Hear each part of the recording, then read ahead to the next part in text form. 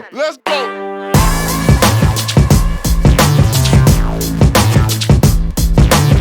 All right, welcome, Leadership Nation. So glad to have you here. We are on a journey to bring together men and women who believe in taking action in their own life when it comes to the areas of finance, family, and fitness.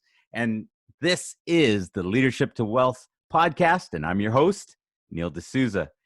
Guys, our guest today is a friend of mine, and he is a physical trainer, and he's been helping people for years now get themselves in line with their dreams and their goals in the area of fitness. He carves out specific programs for them, and he's going to be here to help us in this quarantine world that we're dealing with, that we need it more than ever, how to be able to keep ourselves in shape, because we know we've all put on a couple extra pounds, and we're going to talk about how to deal with that in our confined spaces that we're dealing with. And so I'm looking forward to it. Guys, here we go. My guest today, none other than Farr Ramshoye. Farr, how are you doing? Glad to have you. I'm doing fine. Happy to be here, to be invited to be part of this interview. And thank you for having me, my friend. Yeah, I'm so glad that we got to work this out. We had some scheduling issues, and we got you on the show. We got to be able to get you here, and I know you're going to be able to give some great stuff to people, because right now it's so true that people are at home, and they're putting on some extra weight, and people are not getting they're not getting the health benefits that they would normally get. And so I'm really looking forward to this and being able to talk Okay. about it. And, to start off, you're the owner of Visionary Fitness, and you by design, help people to transform their life, literally, physically helping them to do it. And so, we're going to get into that a little bit about how you do that. But I want to just start off. I wore this special shirt just for you. I'm going to just show it. Here we go. My mutant t-shirt. I'll give a quick props to Popeye Supplements. They're not paying me, but we'll mention it because 2 months ago, I couldn't fit into this shirt.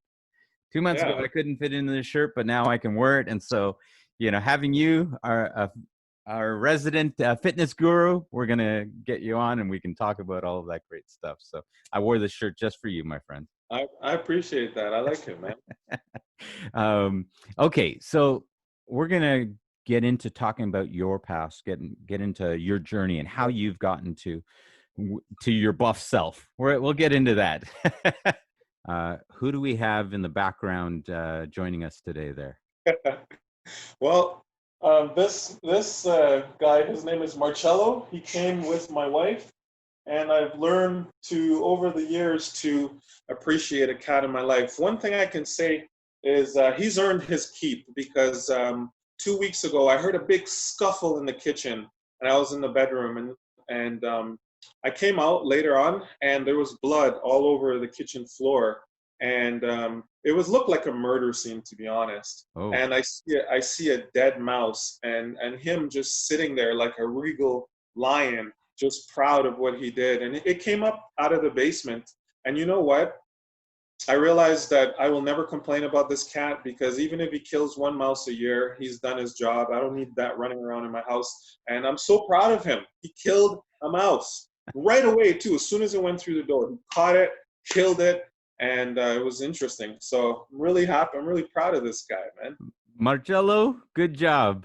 Good job, Marcello. That's great. That's awesome. And so for anyone that wants a active mousetrap, just get a cat. That's exactly. Great. Okay, so now let's get into it. Your background. We now know you're from Guyana, but tell us a little bit about, I guess, growing up to a certain point in Guyana, and then, coming to Canada, and kind of your journey to now being a fitness trainer. Help us understand a little bit where you've come from. All right. So I'm 39 now, and I I came here I came to Canada in 1990. So I spent a little bit of my upbringing, my childhood in Guyana, and Guyana is, it's there's a lot of forestry, there's a lot of country living. The Amazon basin extends into our country, dense forest, and so it's right on top of Brazil. Just to give you an idea of the landscape of that place, there's people that live indigenous to that country. We have people that live in villages, and obviously we have the more developed. We have the city living, the city life as well. And so I grew up in a village and I lived in the bush as well Hmm. with the indigenous people. And this is the characterized the first 5 years of my life. And I don't know if we typically remember, our lives at such a young age, but I do. I remember sleeping in a hammock. I remember, going to the back and having to dig up the soil so that you can go do your number two. The Wow. richness of the richness, the smell of the soil. The we're we're subject to heavy rainfall in our country, regular floods, so the houses are built to take the floods. And so there's times where, we wouldn't be able to leave our homes for weeks and months. And I remember every time when the flood came that I thought it was Noah's Ark. I thought that the story that I read in the Old Testament was happening over and over again. I thought the whole world was flooding. And so that's how, natural torrential floods affected the thinking of a young mind. And so for us, nature is a huge part of our life. It's a huge influence and mystique of our country. And um, after living in the forests with my dad, because he just traveled everywhere with me, Mhm. and we lived in a village where it was very similar to how the Africans live, and with the magic and all of the things that Africans would do that's relative to their upbringing and culture. My dad is Indian, ancestry from India, so I'm half Indian, and so I grew up in a Hindu lifestyle. So I grew up in a village that did magic. I grew up in a family that also practiced Hindu. I grew up as practicing the Hindu lifestyle, a vegetarian, the mantras. I can still tell you the mantras now. And so that's kind of my upbringing So let me with my. pause you for a second there. So growing up like that, did you have any idea that visionary fitness would be something one day? Did you have it at an early age? I mean, coming from that, had any of this taken place yet? Because now you own Visionary Fitness. Yeah, You can find you on YouTube, right? You can yeah. find you on Facebook. Uh, was Visionary Fitness even a vision yet? It's an interesting question you just asked because I can trace it even into my childhood. I think so. When I was young, my dad they had this place that we can go to, and there was a stage. It was outdoors, and there was weights and benches and barbells. And my dad was into weightlifting, and his friends too. And he would weightlift and bring me there to watch him weightlift. And I remember seeing a guy, and he reminded me of Rambo because Rambo was a person that we all looked up to as kids. And I called him that. I called him Rambo, and I've discovered that he's kept that name up until now, and he's now moved to Toronto. And so it all, I believe, really started there. My dad used to be into calisthenics, used to be into weightlifting, and I do believe that the seed was planted at a very young age in Guyana when my dad used to take me to his weightlifting sessions. Wow. But Wow. that was it. I never really got into it. I just watched him. I was never into fitness in Guyana. But fast forwarding, fast forward, moving to Canada in 1990 in the winter, having no winter clothes. I'll never forget that winter season. And um, as I got a little bit older, in my early teens, that's really when I discovered weightlifting on my own. Hmm. And So I was working with just an old clunky Nautilus machine, and I started at 135 pounds of body weight. I was so skinny that my school teacher asked my parents if they were concerned if I was getting fed. Oh, Um, wow. 135 pounds as a teenager was really, really skinny. And but as soon as I started lifting weights, my body jumped up really quickly to like 250 to 215 pounds, and it was Wow. all within a year. And my dad saw that, and he was really impressed. So he started buying me supplements every month, and it was creatine and protein. And it was interesting. It was a monthly bill that my dad never mind paying for me. He just, Wow. son was into something. You know, kids get into sports. I got into bodybuilding. So it was. I'll never forget that. You know, he always bought me a new muscle and fitness magazine. So every month, two supplements and a muscle and fitness magazine. And I started getting big. I started getting strong, and that's really where I started my fitness journey.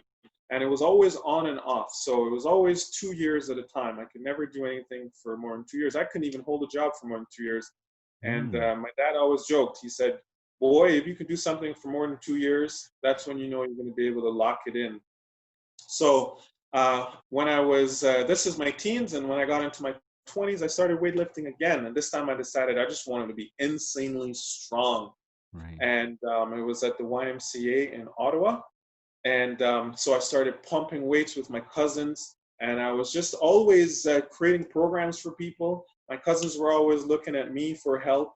And once this sportscaster for the World Strongman, so there still are World Strongman competitions right now, very popular, and there was a sportscaster for it, and he was training at that gym, and I was lifting heavy weights, you know, deadlifting over 500 pounds and stuff at 19 and 20. And he was like, "Man," he's like, "you're gonna kill yourself." He's like, "Your form and technique is just cringeworthy." And he was always very aggressive and very harsh on me, and I didn't listen to him. And I didn't want to hear what he was saying, because I'm 20 and I'm lifting this bad boy, and I'm like able to curl an easy bar with two 45-pound plates on each side. Okay, so the Mm. big 45-pounder, and I can just curl that bad boy, and I can bench press over 300 pounds, and I can press over 225 pounds. You can't talk to me because I'm doing it. Right. And why does form and technique matter to me? I look jacked, and I'm a young man. So you know what though? I experienced an injury in my 30s that I can trace back to incorrect lifting in my 20s. And now it's with me for the rest of my life. It's a chronic lower back injury. But because of my understanding of health and fitness now, my back operates better than people who don't have back pain. And you won't know I have an injury unless I tell you. And that's because of my understanding of how to create a balanced body to help us to not only minimize pain, overcome pain, but actually operate at, you know, be able to live a normal life with minimal effects of whatever injuries that you might be going through. For example, I just had knee surgery 2 years ago from a accident that I was in, and my doc said I'd be out of commission for 1 year. I was back to work in 60 days and training in 60 days time. And now my leg is even bigger. My my injury leg is even bigger than my regular leg.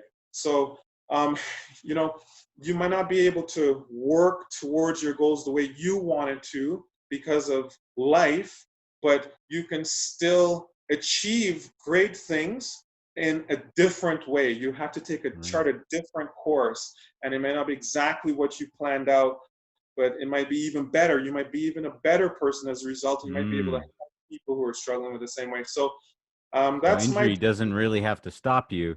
In fact, it can actually develop you into an even stronger person. even stronger person, Yeah. because injuries are a gift. It's the gift of injury. Wow. And It's if I wasn't injured, I would have been a very hardcore person, and I would have been pushing in a direction that maybe I shouldn't have pushed, and it probably would have been worse off than it is now. So injury is a gift. Injury is Oh, a gift. wow.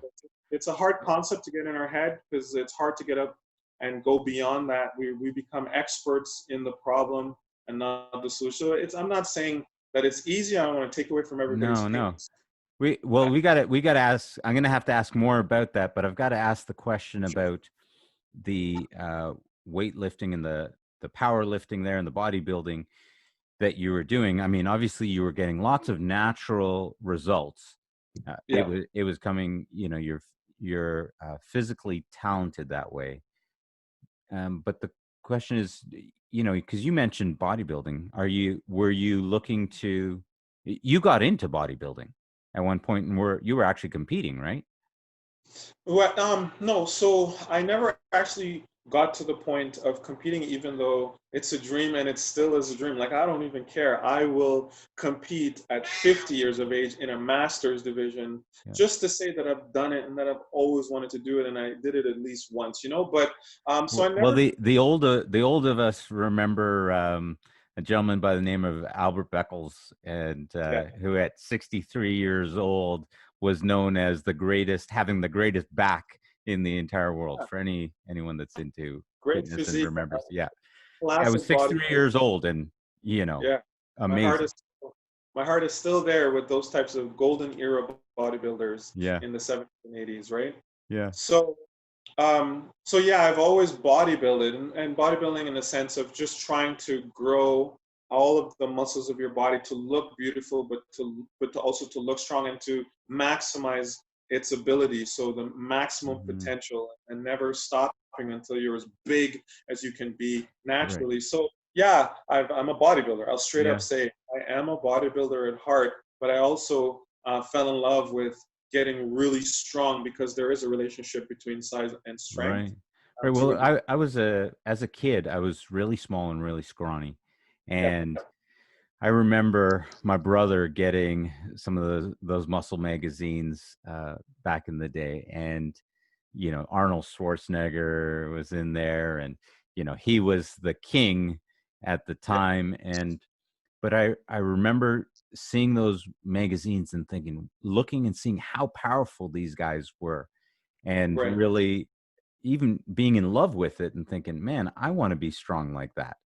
And then my brother went out and got just a little home set of Weider weights, the old concrete ones in the plastic, wrapped in plastic, which are still around today, even though we have so much more technology now. But Yeah, they're those two. still kicking around. And Yeah, I remember how much it meant for me, just emotionally, in my confidence, how much it meant to be able to exercise and build strength and be able to, walk around in a t-shirt. And, of course, every young man's dream, right? And granted, I never got to the bodybuilding size, but yeah, just to be fit and strong was a huge thing for my confidence, and it is. has been a powerful thing all the way along, right? And Yeah, when I know for myself, when I'm not like that, when I'm not healthy, it takes from your confidence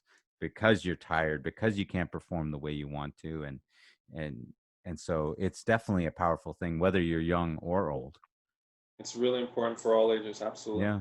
So now, okay, so you've been around, you've gone from South America coming to North America, uh, you know, potential strongman in Ottawa, and now you're here. How what made the transition where you decided, hey, I'm going to become a physical trainer and I'm going to start coaching people, training people? Yeah, What started that dream? How did that happen? How did that transition occur? yeah. Just having done it periodically throughout my whole life, and just becoming so intimately familiar with it, and the science of exercise, and experiencing the benefits of it, and always helping people around me. But there was something more than that. That at some point in my 30s, I wanted to be a personal trainer because of my passion, but there was something else that pushed me over the edge and led me to becoming certified and just practicing now in more than 5 years. Hmm. Have been working with clients as a personal trainer. It was really my I I decided that at some point in my I went through phases in my fitness journey, but in my late 20s and early 30s, I decided I just wanted to get even bigger and I wanted to get even stronger. Right. And I was willing to cut any corner that I can cut to do it, just short of taking um, um, steroids. And I was willing to make compromises too in muscle quality, and I was willing to gain the extra weight. And I ate myself and trained myself to almost 300 pounds of body weight. So to be specific, 275 pounds. And that was a huge jump because I'm only used to being around 215, 220 max, and that was a lot too. Um, Guys were joking that I need to go sideways to get through doors. Right. Arms, arms, arms on the way to 21 inches. Just really, really big. And but my of course my stomach got big too. Mm. And I'd hear comments like this: "Far, man, you're big, but one thing I can tell you, and your stomach's big, but one thing I can tell you, you wear it good, you know." So I was the type of guy that my stomach really integrated with my size. And Right. I didn't like that. I want to be lean, but like I said, I just wanted to just cut corners and get really jacked. And what happened though is when you have to think about your genetics, your hereditary background, your predispositions. You have to really think about those things when you want to go on a nutrition plan and when you want to go Hmm. on an exercise plan. If it's a high intensity plan, you got to think how your body reacts to Hmm. rigorous exercise when you're deciding that you want to really be good in a certain aspect of your health and fitness. So Hmm. I started getting high blood pressure. I started having Mm. blood sugar problems. And we know that when that waist size gets over, this is the literature. If your waist is more than 40 inches, you're more receptive for certain diseases and chronic conditions. And that's really important for us, men and women, to make sure we're in those healthy ranges with our Wow. body, with our waist girth, because this is where our organs are situated on the inside. So, So are so you saying even when you were at your most powerful, you were at your most powerful at this point, jacked as you said, but yet you're realizing that from a health standpoint, you're you're at risk. I was at big time risk. I was at big time risk because you can get strong and a little bit more after that, but not too Mhm. much more after that. It's really important that you create balance. If you're looking at high performing athletes, there are trade offs, there are risks, there are long term side effects, but they're willing to take it for um, the Right. present goal. And so there is a risk. And you can take it too far, and you can take it too, and you got to know what you're getting into. Hmm. Any diet you take, there's a risk, and you got to understand what you're doing. You will get results, but there are trade-offs as well too, and so you want to minimize it. And And so this is for me, before you've started. This is you're realizing these things before you started Visionary Fitness. it was before. Yeah. So I'm 39, and this was at Yeah. 30. So I was Yeah. 30. Yeah. But what happened there was the catalyst. So that was a real big, because anyone can train a lot of people, and like as friends, and everyone keeps, and then they want to be a personal trainer. That's sometimes not enough. Like if it's the same thing with other principles too as well. If you like selling, if you like people, if you want to help people, if you're somehow, I'm trying to put myself Yeah. in your What? shoes. You Well, you just like let you me like just say this. So just because you're good at something, right? You're strong. You're all these things, but it didn't necessarily mean that it was beneficial for everyone else. What? Yeah, for example, if just because this is rough right here, but just bear with Okay. me. Just Okay. because if you're addicted to a drug, it doesn't mean that you're the perfect person to run a pharmacy. All right.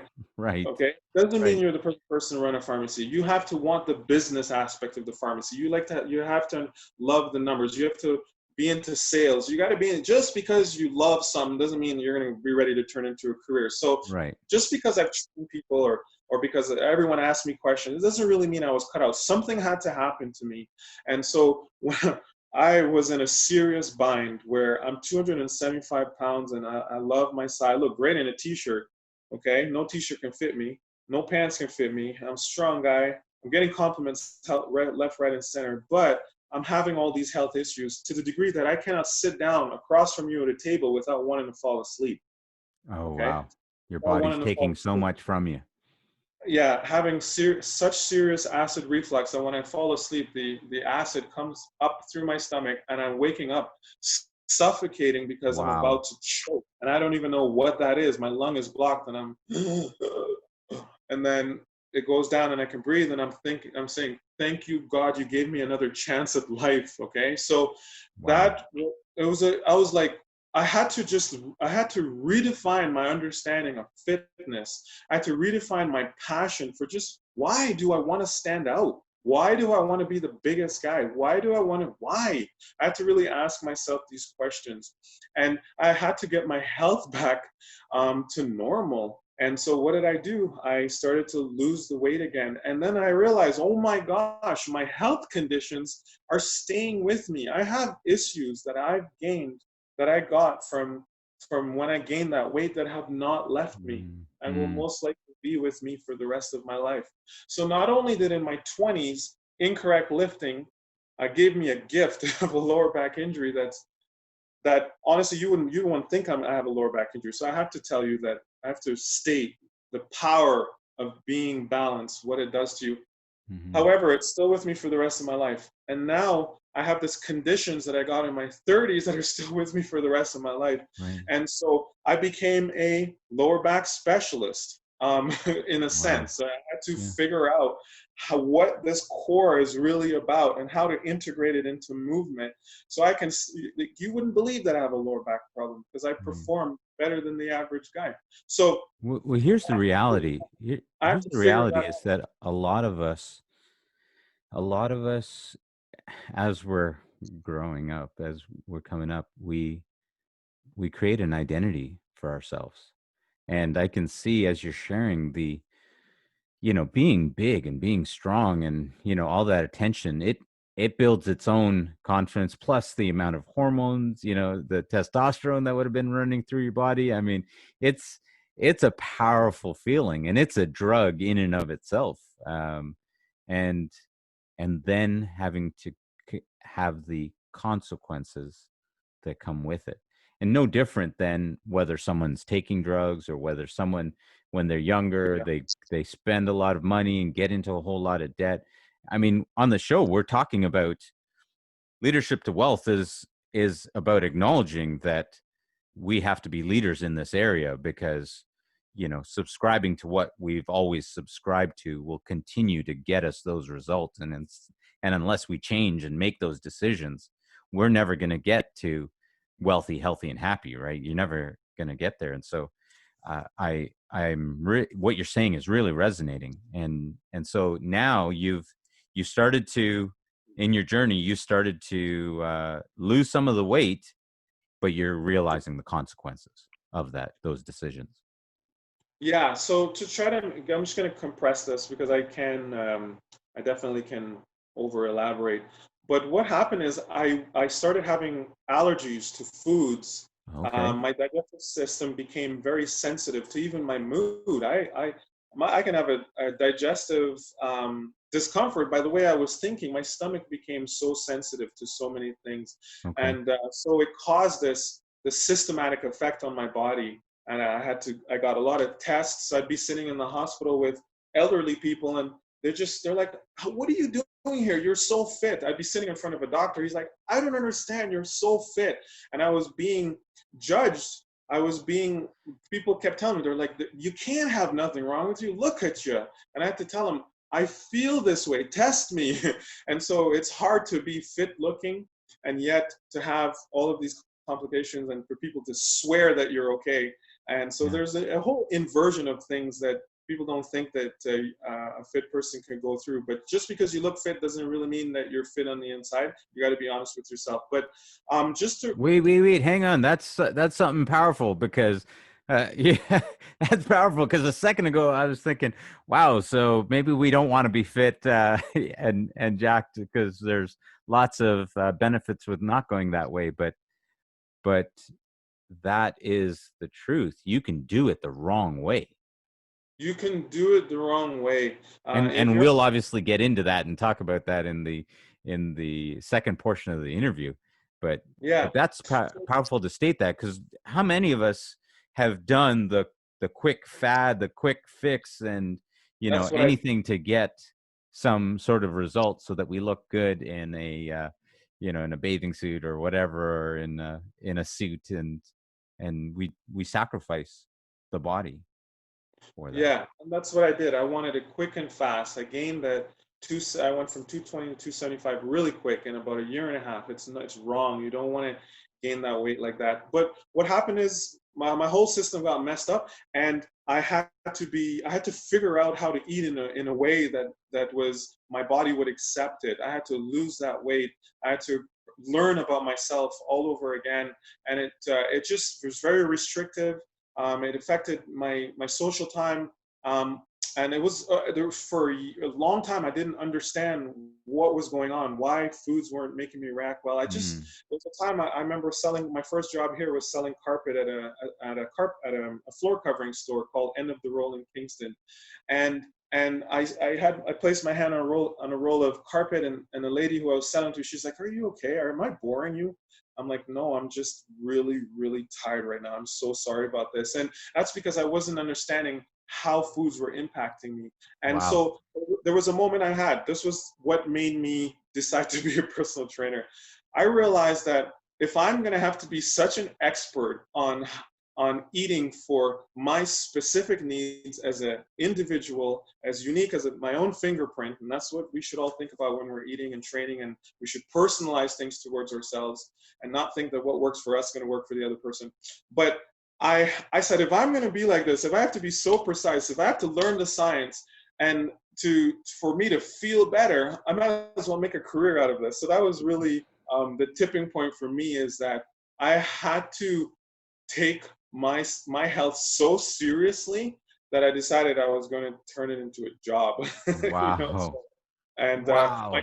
my clients appreciated because they had a person that was touched with their infirmities. They had a person that wasn't born healthy. They had a person that knew what it was to be obese. They had a person that knew what it was to have injured himself. But that person to have overcome those things and therefore could learn how to help other people overcome it in their lives. And that was the tipping point for me, was that stint with being overweight and oversized. Wow. You know, Wow. My goodness. So it doesn't do it justice to call it that you made it a job because you created a lifestyle, a way of being. You realized that, this is who I need to be for yeah, myself, and then realize the value that you were able to provide other people. I mean, so many people, we are talking about myself here. You try to fit in healthy lifestyles right into your life. You're trying to fit it in amongst everything else you're doing, the business that you're running, the job that you have, wife, kids, all of that kind of stuff, and it can be so confusing. yeah. So visionary fitness, personal trainers have a powerful place in our world now, Dude, we're front line. We're right? front line with And without some of that experience of knowing what it is to deal with an injury, without having some of that experience of knowing what it is to be overweight, underweight, that's right. knowing the value of nutrition, y- a lot of people say that there's so much information on the internet, but we're inundated with it now.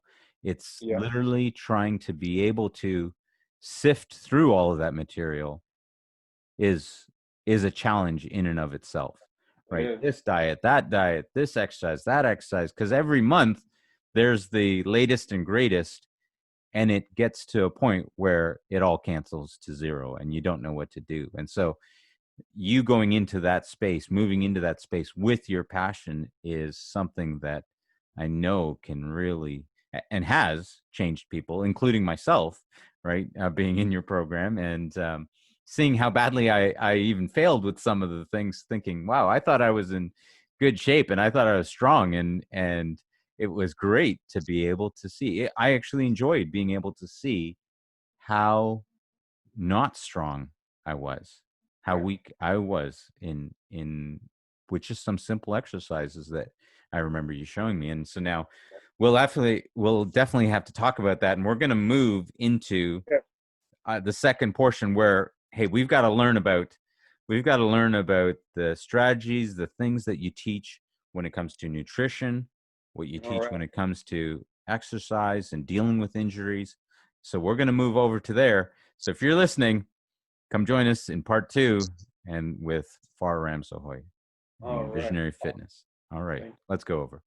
And we're back. Okay, we are here with my friend, with physical trainer of Visionary Fitness, Farr Ramshoye. Farr, so great to have you on the show, and love the conversation that we've had so far, learning about your journey, learning about all the things that you've done wrong. It's fantastic. Because you're in great shape now, but it's great to see where you've come from and the things that have motivated you to and have changed you as a man so that you are now in a position where you are literally helping people change their lives and helping them have healthier lives. So we want to get into this. We want to get into talking about the strategies, the tips, the tricks, the things that you teach. And I guess when it comes to physical fitness, now I just want to start off by saying I know that you're on YouTube, Visionary Fitness. If people look up Visionary Fitness, how can they find you? Go to YouTube and you're Yeah. on. So exactly. So YouTube, it's Visionary Fitness, and it's a it's a really good resource Mm, because I have exercise tutorials that I have to mm, always upload to be able to train my clients, and okay. they're unique and they're effective. Lots of body weight things. Yes. Yeah, I was just gonna say, what about I know that you're on Facebook as well, right? Facebook and Instagram. And Instagram. Okay. And same thing, they can find you Visionary Fitness on Facebook, Visionary Fitness on Instagram. Yeah, that's right. So the only difference between for the social media, the Instagram and the Facebook, it's Visionary Fitness, the number 4 and the letter U, and that's how you'll find me. So Okay. How that's how so does that go? Visionary Fitness for you. Oh, okay. Visionary Fitness for you. Okay, nice. Nice. All right. So on Instagram and Facebook, it's Visionary Fitness for you. And on YouTube, Visionary Fitness. Fitness. Okay, great. Because we definitely want to make sure that people can reach out to you and get in touch with you. Um, Absolutely. Do. if they're looking for more resources, and we're going to talk about some of that stuff. Exactly. So now when we're talking about fitness, we're talking about this COVID world, we're talking about people working from home more than ever and not getting the exercise that might not have been sufficient before. Where do we start? We start with exercise, we start with nutrition, we start with ideology. What do we have to start with when it comes to getting getting fit, getting healthy? Where do we have to start? When men cannot go out to fish, they mend their nets. They Mm, focus on mending their nets. And, we realize that access to a gym is a privilege because there are people in different parts of the world who are exercising but don't have the same access to the equipment and the facilities that we have. And so we're starting to get a sense for that it is privilege, and that we do want to think of how we can keep things basic and foundational. Okay. And so, this is an opportunity that is presented to us during these hard times. And um, I'm gonna I'll start with exercise, and then we can talk about food afterwards. Okay. But with exercise, you want to think about relative strength, your ability to move well, and to own your movements within your own body. And that's relative Mhm. strength. It's really important for athletes to have relative strength. For example, if you are not proficient with exercises that use your own body, then if you add external load like dumbbells and weights, we're still missing a few steps there, because Mhm. you don't walk around with dumbbells, you don't walk around with weights. You walk around and you get up and you sit down and you go upstairs and you run after your kids with your own body. So Right. so so therefore it makes more sense to focus on relative strength as your foundation to absolute strength, how much you can lift with external load Mm. relative to the primary movement patterns. Okay, Okay. I'm So confused now. I need you to help me here. So, what's the goal? What are we trying to get to? the goal is, when you don't have a lot of options, you're going to want to use the most readily available source of resistance, and Right. that's your body. But now what's the goal for in terms when you talk about, hey, we're going to get you somewhere. Where's that somewhere that we're going to try to get to in terms of fitness and that? Starts with your body. You want Yeah. to be a master of your own body weight, Okay. and Okay. so So therefore, that meaning that we're not talking about necessarily becoming an athlete, a sports athlete or something like that. We're talking about how to function at our best physically in our everyday life. Is that what we're trying to get to? Is that where we're going when you yeah, train people? yeah, functioning at your best. Um, you to function at your best, you want to be in good physical health, and Right. it's more than just your it's more than just your body. When I mean physical health, I mean um, how you think, Yes. your emotional health, and Mm. it's all interrelated. So you can't exercise and separate that from your mind. The Mm. most important organ of your brain that is affected, sorry, the most important organ of your body that is affected through exercise is actually your brain. The Okay. literature shows, and you can find this just at the tip of your fingers, and if you type keywords, that exercise is the greatest form of an underutilized form of mental health. Number one, Wow. mental health is boosted from exercise. Okay, if you have a hard time, you go slip out for a walk, and that walking and the outdoor time and the fresh air, it infuses and it affects your perception, your outlook on life. So when they're looking at elderly people with dementia, they've discovered that exercise helps to ward off dementia. Why is that? Because when you exercise, you flood your brain with oxygen rich blood. And so therefore Wow. exercise boosts memory. Do you have memory issues? Do you want to preserve your memory? Do you want to improve on your memory? You exercise. So Wow. So literally exercise. you're saying that if we want to, I mean, at a bare bones, just by exercising, you're going to improve your mental capacity, your faculties. You're going to be able to improve your business decisions. You're going to be able to improve all of these things just in that Everything. alone. Okay. Uh, Everything. Exercise will enhance your quality of life. It is not an option. It is by the Canadian Physical Activity Guidelines, health guidelines. If you want to be a good citizen and a patriot, they're recommending, because they don't want you in the hospital for anything other than what you need to be in there. We right. need the hospitals for people who need it. And Right. so they found that 99% of the things that we are struggling with can be overcome by if we simply would maintain a regimen of physical activity on a weekly basis. So it's not an option. And so it's not for losing weight or gaining weight. It's not for you're happy or you're sad. It's just a part of your life. Wow. And if we can get in our head that it's a lifestyle, a non-negotiable aspect of our lifestyle, then we would be able to lose the weight. Then we would be able to reach our goals. So you don't do it to lose weight.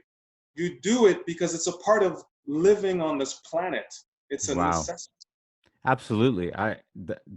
That resonates with me so powerfully, that the reason that I've realized the need for me to change, to grow, to get healthier, is that it did not work in my life. Being unhealthy did not work for my life, and realizing that I wasn't able to perform at the highest level that I wanted to in business, for my family. I was realizing that. And so what you're saying really hits me, that it, it's part of my life. It literally gives me my life, right? Which we look at health as being, okay, that's something. It definitely, when we're younger, oh yeah, you want to be healthy because you want to look good for the chicks and all of this kind of stuff. You want to get a husband, you want to, all this kind of stuff. But just for life itself is what you're saying now. Yeah, just for life. And Just it's a for real quality big of life. for quality of life. The the reality of life is that we're getting older, and our muscle quality is diminishing. Our hormones are changing, Right. and we're and our the aging process for everyone is at a different rate, and you can get older quicker. But the reality is that we are declining. The beauty of it, though, is that you can reverse it, you can slow it down. And so that means that our memory is fading. That means our ability to think quick, our ability to make decisions with vigor is changing, our confidence, our posture, everything is changing. And exercise works to not only slow it down, but here's the fun part, reverse it. And Wow. you can even gain back as much as 10 years of your life. And so fitness, exercise is the literal magic pill. Wow. So just out of curiosity, will it help my gray hair become black again? I haven't seen research on that, so I can't touch on that subject. It's Okay. starting to happen to me, and Okay. but I don't know how health and fitness can help to. So I definitely Yeah, can't. you can't speak to that. Okay. Okay, so we've got it. We're, by being healthy, by getting fit, by exercising, that alone help us stay out of the hospitals, which we definitely want to do these days. Yeah, But it'll help us stay out of the hospital. It'll help our cognitive abilities, that's right? right. And it, in many cases, will even help in repairing some of the damage of aging, right? It'll Com- slow it down. yeah, combat the proper term here is combat the Okay. effects of the aging process. Okay, Absolutely. combat the effects. Great. Now I mean, we were already in a fight. We just didn't realize it, but now we Yeah, actually have a tool to be able to combat it, which is power in and of itself, right? Being yeah. able to acknowledge that. Okay, so we want to we want to exercise. We acknowledge that exercise, just Of itself. in and of itself is a cannon. It's a Essential. howitzer. It's carpet bombing. It's a weapon of mass destruction just in and of itself, for us, Yeah. for good. Okay, so if that's the case, exercise, I type in exercise and I'll get everything under the sun when I go into the internet. How do I need to look at exercise? How do you teach us about exercise and what to think about? Absolutely. You want to focus on a foundation. You want to keep it basic, Yeah. and also as simple as possible. And you want to think about the minimum requirements based on the existing literature, the existing science that's out Okay. there. So let's go by the Canadian Physical Activity Guidelines. Okay, so Okay. this is for Canada by the government, best scientists employed for this. So it's not this organization or that, or we're talking about Okay. just what's been set as a standard for a Okay. country. So now we know no one's trying to sell supplements. We're going, okay, great. They just want you to be able to avoid diseases and conditions that are common with Got it. lack of physical activity. Okay, so Got they're it. just interested in you being healthy. All right, Got it. and so it's a standard that I use with my clients. It's a good standard. Guys, get your pen and paper because it just goes down like this. It depends on. I Okay, see. get your pen and paper out. I got it. Let's do it. So it depends on the age group that you're in, but we're just going to focus on and our age group. All right. So Okay. Number one. Wait, what is our age group that you're saying? let's say from 25 to 60. Okay. So large, 25 to 60. broad, Wow, that's a pretty broad. Okay. broad 25 to age. 60. Number one. We want to cover all of the people that are watching. Okay. Number one with Visionary Fitness, Farr Ramshoye. Okay. So you want 100, and I'm just going off of my memory right now, but it's going to be in and around those numbers. You want 160 minutes of aerobic activity a week, and that's moderate to vigorous. Okay. Okay. Just two quick examples for aerobic activity. Yes, please, because I don't know what that translates to. Yeah, aerobic is just the energy system that we use that helps us to move for long periods of time. It's your cardiovascular system, the strength of your heart and ability to give you the energy you need and oxygen that you need to help you to move. We know the heart's the most important muscle of the body. So 160 minutes, what is it? It could be cycling, it could be canoeing, it could be walking. I'm emphasizing walking now because that's the hands down timeless tool that is underutilized but really gives us great results. So walking, tennis, I hope you get the idea here. It's activities that involve you moving, quickly or over a sustained period of time. And when you say walking, just so that, because tennis and walking to me are going to be two very different things. And talking about intensity, so that's a low. Walking is a low intensity form of cardio. Right. Cycling, you can go really slow as well, really, really slow, but that's cardio.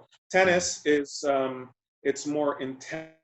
So in terms of cardio or aerobic training, because I'm trying not to go as deep as you're asking me here, but you have low, medium to high intensity cardio. Okay. What I shared with you were forms of cardio that varied in different. It's a place for us to start. If you're in a place where you're doing no exercise, walking's going to be a huge start. Yeah, so you'll actually never get in a point in your fitness where walking is irrelevant for you. Walking has its place for every level of fitness. That's why I try to emphasize it. Walking is so important because it teaches the proper sequencing and mobility and stability. Walking is foundational, and so we need to keep doing it so that we can continue to be good at what we do as a tennis player, as a hockey player. Wow. It is a foundational component, and we need to be walking regularly. Got that. So number one, 160 minutes, moderate to vigorous intensity. Moderate to vigorous intensity. So we've got walking as a massive tool in our belt. All right. Huge tool to help our bodies to understand how it's supposed to move properly. Awesome. It is fundamental. Walking is fundamental. Got it. Okay. So that's number one. What's number two? Right. So I mentioned to you that in a week, you need to have this amount of aerobic activity to help to keep your cardiovascular system strong. Okay. Your cardio. So the second thing is that you actually need an element of bone strengthening and muscle building exercise in your training regimen. So you can't say I'm doing tennis and okay, Farr, that's strength training and it satisfies that requirement. It's not enough to combat the effects of the aging process on our muscles and on our bones. We need to maintain and improve on bone density, and we need to maintain on muscle quality, because after 30 years of age, you start losing it at a specific rate. Wow. And cardio is ineffective at helping you to maintain or to improve on muscle quality and bone density.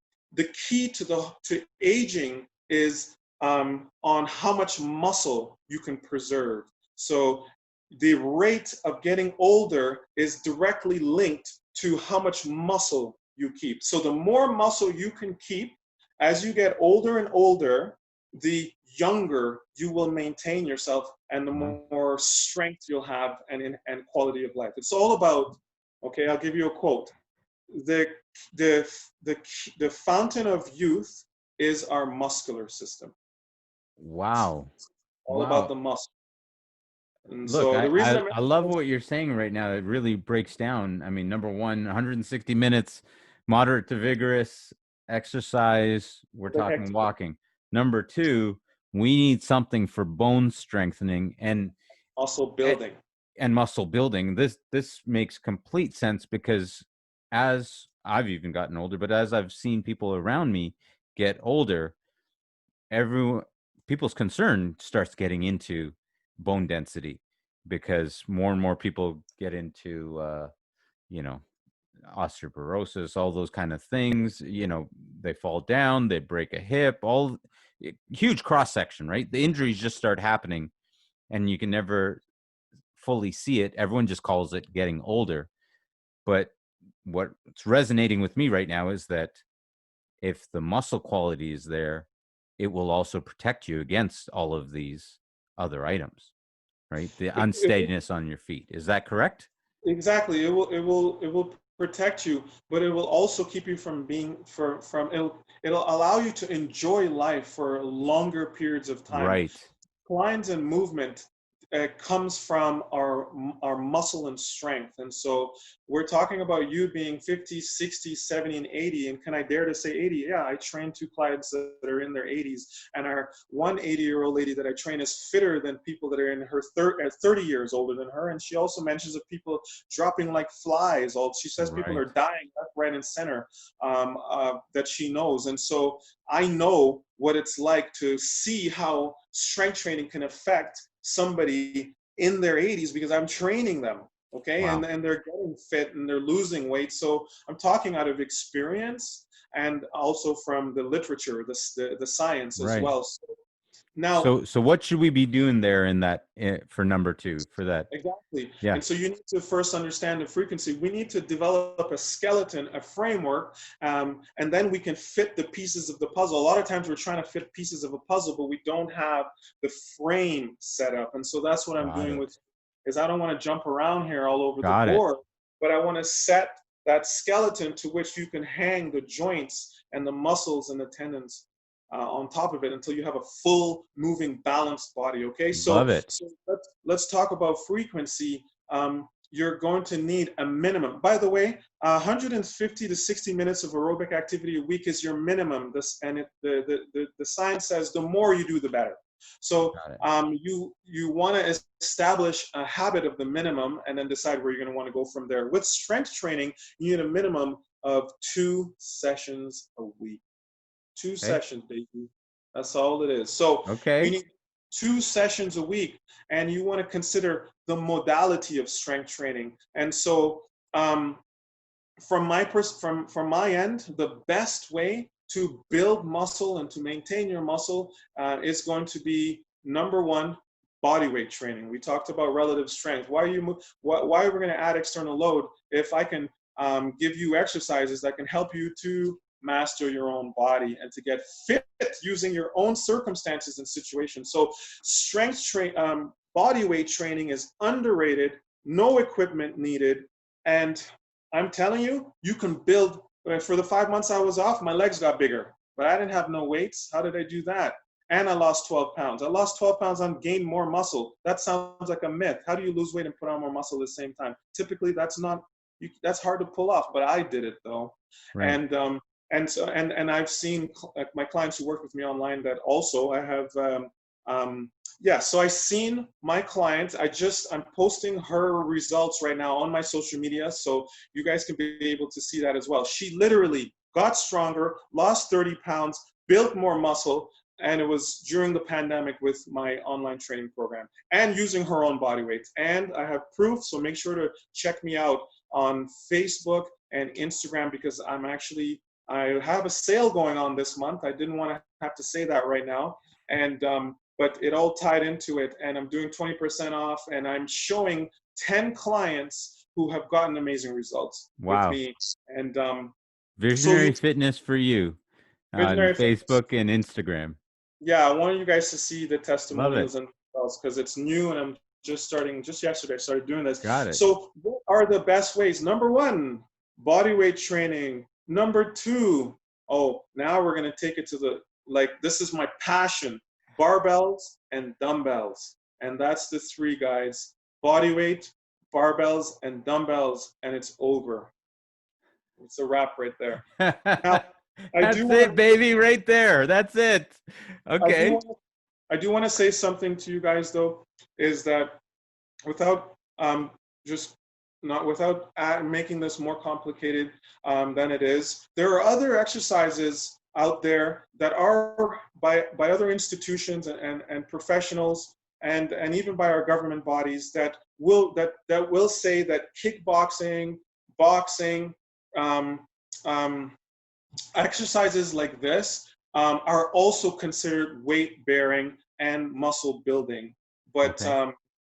it's just the fact that you're moving explosively and you're using your whole body, and you're applying power to it. You can build muscle from rowing, guys. Mm-hmm. You can build muscle from sprinting.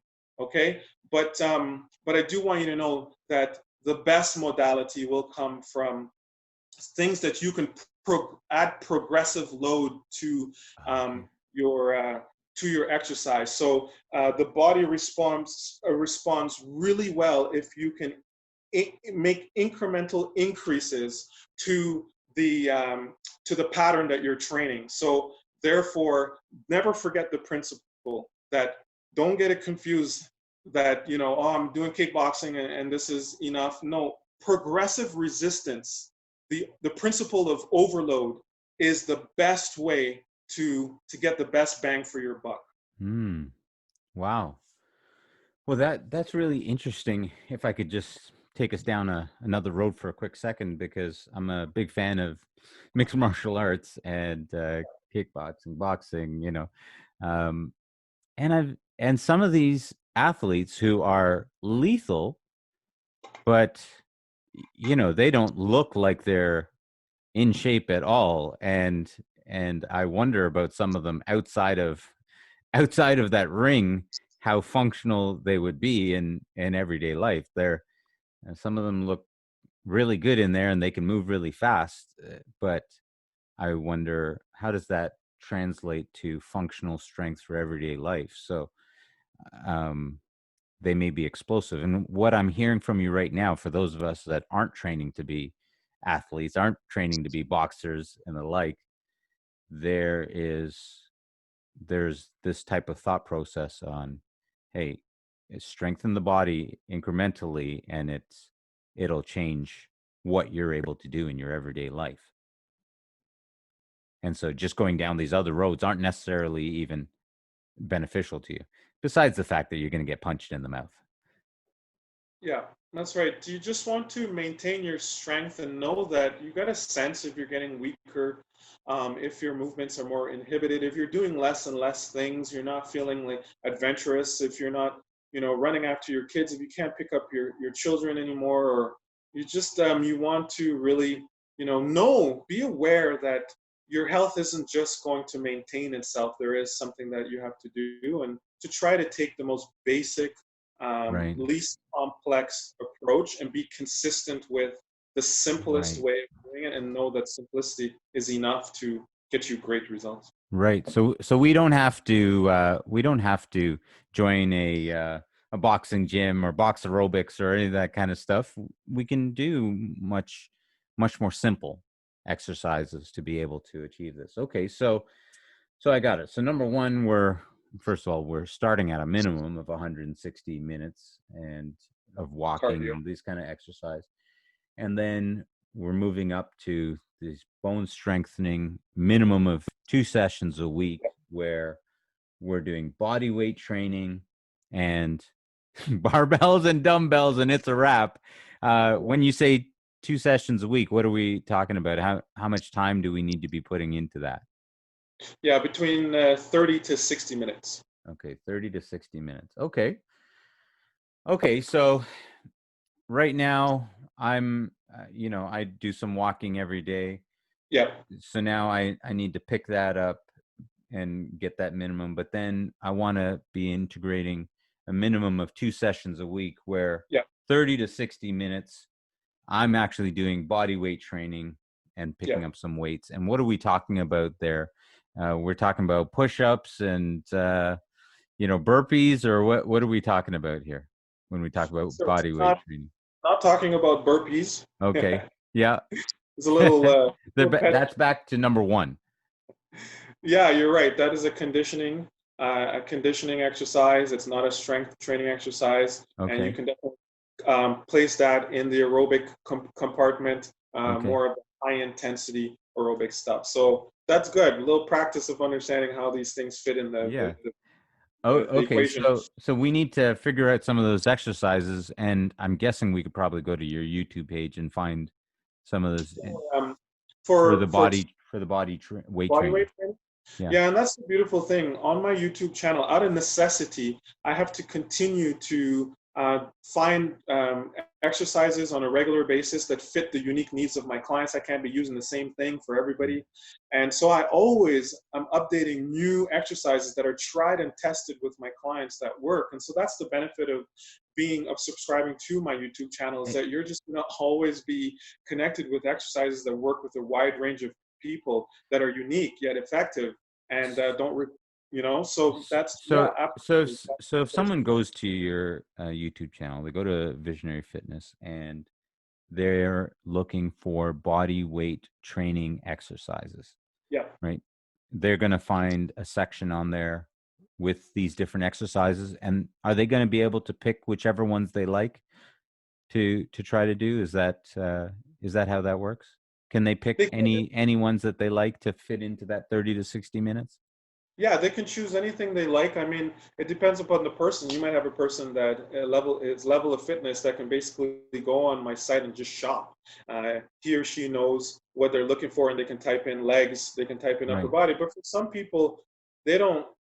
They're just looking and they're seeing these exercises. The beauty is when they click on it, they're going to get a tutorial from a professional, a certified personal trainer like myself that Right. is teaching you how to do the action. You can literally just do it as a standalone. So, yeah, it depends on your level of fitness and your Right. understanding of what to look for. But just on the most basic level, you just Right. look at those videos and you'd be like, okay, he's talking about legs. I have legs. I walk. I well, let's get into we'll get into this in just one second in terms of why someone would want to come to a physical trainer, why they want to make that next step and contact you.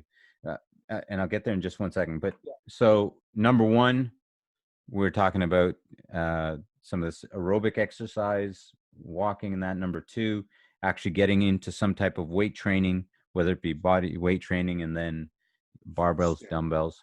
well, And for the strength. most part, if someone wants to jump online, they can go on. They can find these resources on your website, on YouTube, on Facebook. But and then what's the next step? Because I know that we haven't even talked about. Is there another step to this, or is the next step to talk about nutrition? Yeah, so yeah, we're just finish off on the physical activity Okay. component and talk about eating. So there's many ways in which you can just get started with my YouTube. However, you could just simply write in the comments below a question. What would it look like, a sample 20-minute program, 30-minute program, and you can drop your email, and then I would be willing to share a template of what it looks like, so you can Yeah. learn how to put it Oh, together oh, and so use if my, they just put that into the comments, if they just yeah, put that in the comments, you'll reach out to them. So yeah, guys, put it into the comments and leave their email. yeah. Leave their Okay. email, Leave the and email and he'll reach out to you. even in the comments I can reach out to them. But with strength training, you need to understand another framework so that you can fit in the pieces of the puzzles on your own. And so the body is made up of only a few numbers. Um, the sorry, we have muscle groups, okay, within our Yeah. body, and Yeah. these muscle groups come together and help us to move. And that's why athletes who have a strength coach, you'll notice that they're doing these certain lifts, and it's because these lifts train muscle groups that together help them to move better and to be protected in their sport, or help the average guy to move well and gal in their day-to-day life and just Right. enjoy life and to overcome pain and all the benefits that come from strength. There's only so many movements, and I'm going to share it with you guys. Okay. And if you can remember what those moves are, you can then train those patterns, and training those patterns will allow you to create a balanced body and develop the muscle that you need. And so let's talk about it. The number one is your ability to press. That's the number one. This is called your pressing motion, and Okay. it uses all the muscles on the front of your body. Okay. Remember, when we're grabbing things out of the cupboard, I knew a lady that grabbed something out of the cupboard and tore her rotator cuff. Why would you be trying to raise your hands up, just simply trying to get something on the cupboard, and you strain your shoulders? That means that the primary muscles that are involved with this plane of motion, pressing, you want to train those muscles for upper body strength. Mm. That's your chest, that's your shoulders, and also your triceps. That's your pressing. That's Mm. number one. Okay. Number two, you got to be able to what? If you're pushing, you got to be able to pull, right? Right. Right. Because all of these muscles on the front and the back are associated with movement of the shoulder joint. Got it. Okay, so we're talking about pushing and pulling. That you've already covered your whole upper body. So don't think of yourself as a bodybuilder. Don't train the biceps. Don't train the tricep. That's a confused approach. Train muscle groups. Okay. Think movement, not muscle. Okay. Think Got it. movement, not Movement, not muscle. muscle. Okay. Make this bad boy simple. Build overall muscle. Okay? Okay. We don't have the time to train one body part a day. So when I trained my press, I hit all the muscles of my front and I hit my triceps. Why would I want why would I want to work on an isolated movement when I can integrate? When Right. I can integrate, your body is one functional unit. Okay. Okay, so we talked about the press. Now the press can turn into an overhead press. So I just want you to know that we're dealing with full ranges of motion here. So now you got to deal with the pull, which is your glorious back muscles. A great foundation is built upon a great back. Okay, so that's what keeps you up. That's what that's what protects your spine. That's what protects your shoulders. Train your back, peoples, because when we're hunched over and we're doing our work in North American society, what do you think is deactivated and getting weak? Our Right. back muscles. So when you train Right. your back, what do you think happens? Oh, Right. okay. Opening up the rib cage and all that. So Yeah. muscles control joints. If you Yeah. got joints problems, train. So now you see strength training is really important for postural alignment. Anyways, so you got your push, number one. You got your pull, which is all of the back muscles. And guess what the pulling muscle works? Your biceps. My friend, I can train much more weight with a pull for my biceps than I can with a little bicep curl. So why would I want Okay. to isolate when I can go and rip 225 pounds in a row and train my biceps got exposed to more weight than it can ever be exposed to. All right. Right. So pull, push, that's two. You dealt with the whole upper body. That's it. You're done. Okay. Next is we got to think about the hip hinge, the Okay. cornerstone of everything. You got to be able to train movements that load at the hip joint. That's number three. It's all about the hips. You got to be able to use your hips. Yeah. The hips don't Okay. lie. The hips don't lie. Shakira knew Fulfillment, it. She was fulfill, sage wisdom. fulfillment, happiness, movement quality. That's the engine of your body. That's the Okay. engine. Okay, let's wrap this up. And number 4. So only 4 main lifting Wait, movements wait, there. wait. Don't pass on the hips. What were we gonna do with the hips? Okay, so if you a movement at the hips, I gotta stand up here.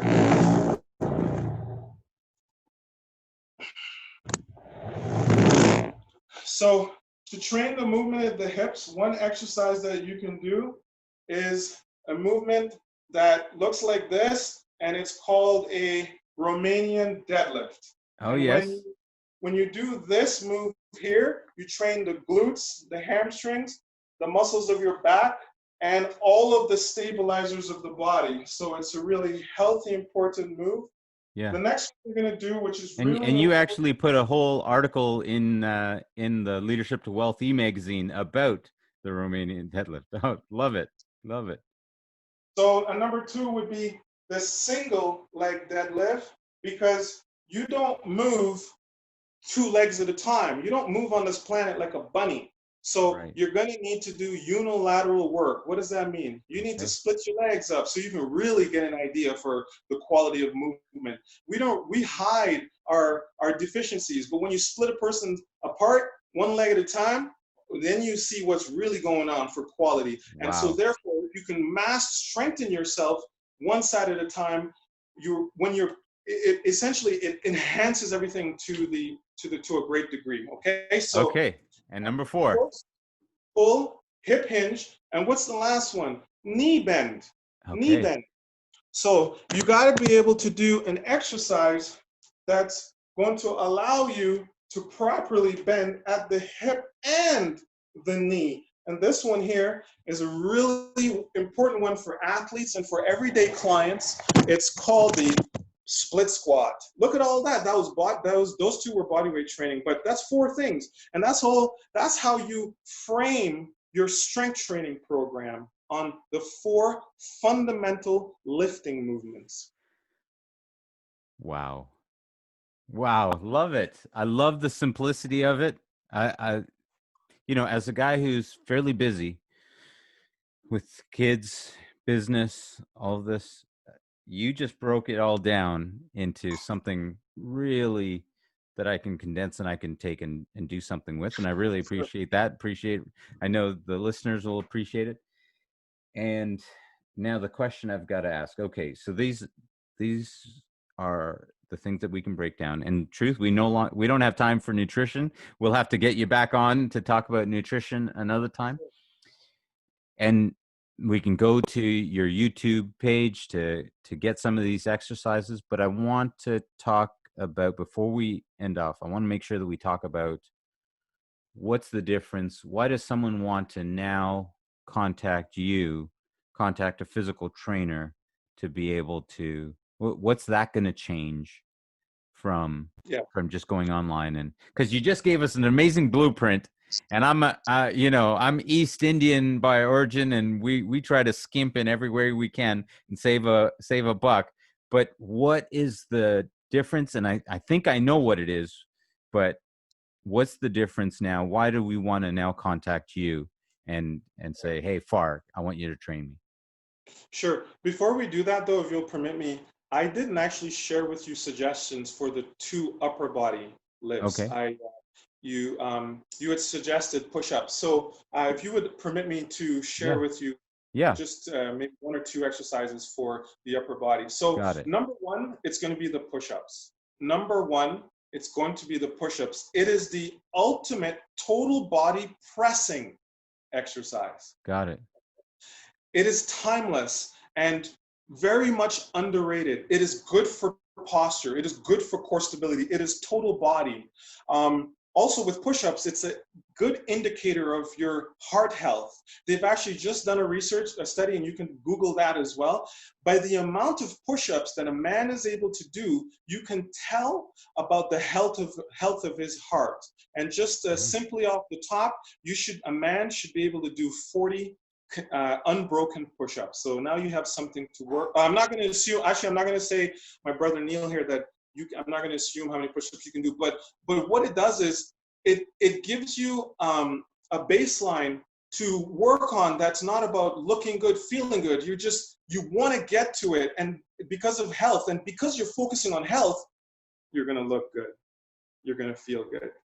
You're going to lose weight. So we have to understand why we're doing these things. And sometimes we need to set standards that are more transcendent as opposed to these short-term goals. So push-ups. Love it. And it's underrated. It will do everything you want to do. So push-ups is more important than the bench press. Got it. It precedes the bench press, because the bench press, you're pinned on a bench and you're isolating this move, but the push-ups is total body. So push-ups is going to be your ultimate, and you can load it up and you can put your child on your back. I have videos with me with a 50-pound weight vest and my 30-pound son on me. That's what I had to do to survive, guys, to maintain my size and strength. So with pulling, I'm excited about pulling as I am about pushing, because you cannot push unless you have a foundation of pulling. You must have a strong foundation of a back and shoulder stability so that you can actually anchor and push. So it's all about the back. It's all about the posterior chain.